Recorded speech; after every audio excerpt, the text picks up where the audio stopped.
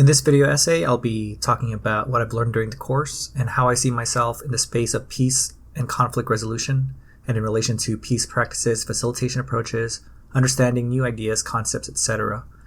In particular, I'm going to be exploring and synthesizing each week's readings, presenting their conceptual frame, showing how the readings inform each other, where they diverge, and what the overall themes are in relation to facilitation and conflict resolution. I'll also be linking those themes into an overall argument discussing how I interpret dynamics of facilitation, conflict resolution, and how those would apply to a more comprehensive approach. I'm also going to be reflecting on myself in terms of my ideas about facilitation, conflict resolution, especially prior to taking the course, and then after I've taken the course, going through the readings, the themes, and activities that we've done, and how it has impacted and influenced how I think about facilitation and conflict resolution. And I'll also be talking about how I might use these learnings or continuing questions going forward. Week 1's theme was about radical listening and radical interconnectedness, and the relationality and subjective engagements in the process of conflict resolution and peace building. With those dynamics, the goal of facilitation is really building relational bridges, withholding value judgment, and entertaining ideas that are different from our own. Chanel Lewis's TED Talk, Radical Listening, was more about the behavioral aspect of engaging with someone else in a way that is empathetic and withholds value judgment when engaging with that person. Radical interconnectedness by Henderson Espinoza was really more about the belief one has influencing the behaviors of that interaction. The Inclusive Dialogue Handbook by Dr. Malden has a line at the end which I think succinctly encompasses the themes of this week and the themes of every other week, actually. And it goes, attending to, holding, and examining others' thoughts and ideas against one's own, but also in connection with one's own, can prepare the cognitive, emotional, and experiential ground for reconsideration, cognitive expansion, and subsequent shifts in how we not only think about, but also engage with the world and those in it. And I think this is a central dynamic and theme that is needed in facilitation and conflict resolution. Week 2's themes, hope, engagement, empathy, dignity, and collective trauma, are some of the dynamics that are in the readings and videos for the week. There were 2 videos about empathy and engaging with empathy that really illustrated how establishing connections with others, especially where barriers might exist, can be initiated through that manner of empathetic engagement, especially if you want to understand the other. These dynamics of empathy and compassion serve as driving forces for desired changes to occur in one's community. But it's not always easy to practice empathy, especially because it requires certain states of calm and mindfulness, which can only really be attained if one overcomes obstacles to entering states of empathy in both the cognitive and emotional domains. Once these are attained and obstacles are overcome, however, there are restorative dynamics within empathetic engagement that communities, especially those that have experienced collective trauma, can benefit from, especially because those dynamics help encourage barriers to be brought down for the community to move forward. This was especially evident in the reading Reciprocity of Tears, Community Engagement After Disaster, and Organizing Within Communities That Have Experienced Collective Trauma, Tensions, Contradictions, and Possibilities. The last reading for the week, Cosmopolitan Hope, talks about that last dynamic of hope and how it's created through commitment and engagement to manifest better outcomes. Hope is really an orientation towards the future as bringing forward something better. And the reading shows how this dynamic of hope is really crucial for communities that have experienced trauma to heal and move forward. The type of engagement required to drive change is continued in Week 3's themes of reflective practice, learning, worldview, and change. With reflective practice, the dynamic of reflection is an iterative process that leverages a practitioner's experience and context of the situation to influence change. The Sikora reading discusses reflection, including its types and levels, how it relates to decision-making processes, and also the role of imagination, creativity, and emotions in increasing a practitioner's effectiveness.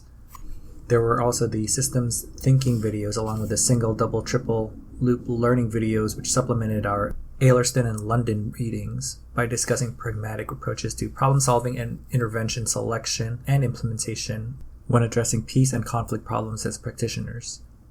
These resources build foundational learning models for problem solving that complement the iterative process of reflection and take advantage of more human dynamics when it comes to joint problem solving in human interactions. The Church and Rogers chapter, along with the Theory of Change video, both highlight the need for determining not only what one might want to change and the method or process in which to achieve that change,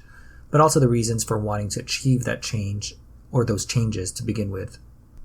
These processes are also supported by the Goldberg reading on how our worldviews shape our practice, as it advocates for an understanding of how our worldview itself might shape not only our methods or reasons for approaching problems, but how we construct and view the nature of the problem itself. And as we continue reflecting on how we construct the problem and the problem solution, we go into the next week theme of consciousness, ethics, and dialogue. The Alan Nan article and Koch video both cover consciousness as it pertains to our mindful being present in our moment-to-moment experiences and the phenomena in which that being synthesizes those experiences.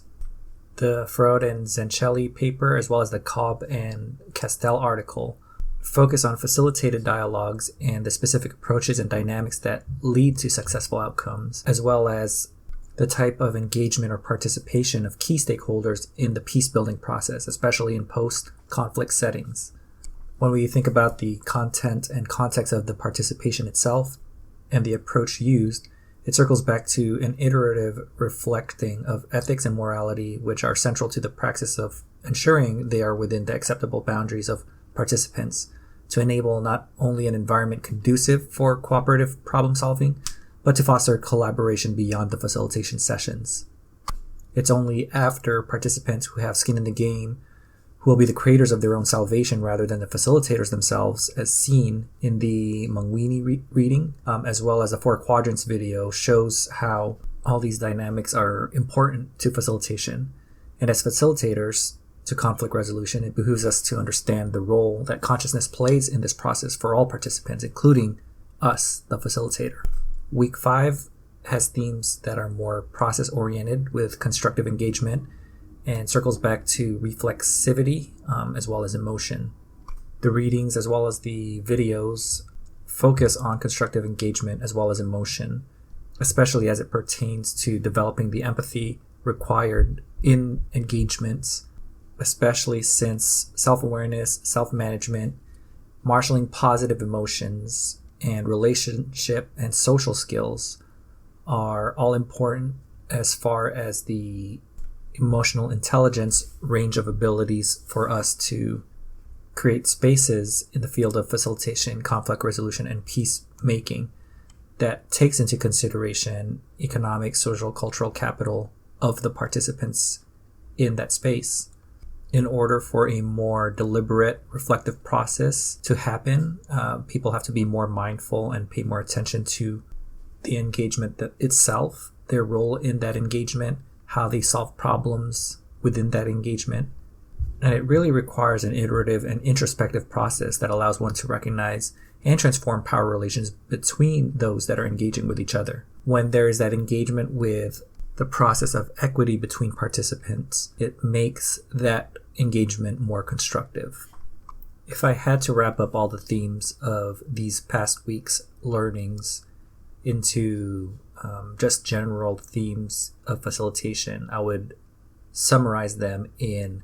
introspection and allocentrism. Introspection because you really need to understand yourself and use these reflective practices to know how your role affects the engagement or the facilitation process, and allocentrism because there is more of